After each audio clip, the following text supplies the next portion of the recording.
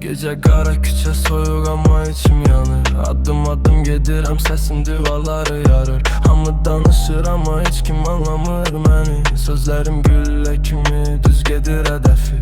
Flow buz kimi amma içimdə alov var. Hər misran bir zərbə, hər bitdə bir savaş var. Sənin mənimdir, işıqlar üstümə düşür. Sakit duranlar belə indi mənə qoşulur.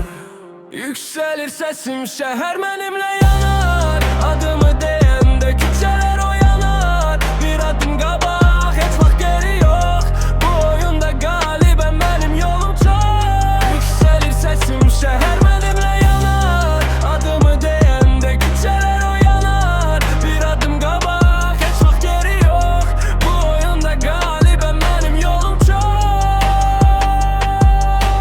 Küçədən gəlmişəm dərslərimə yaddan. Heç nə asan olmayıb, keçmişəm hər yoldan. Yanımda duran az amma gerçək olanlar. Qalanları kölgə, qeybə çəkilən anlar. Kafir baba deyir, oğlum güclüdür o həmişə. Sözləri qulağımda aparır məni zirvəyə. Düşsəm də qalxaram, heç vaxt bitməz oyun. Bu həyat sənədirsə mən yazıram sonu.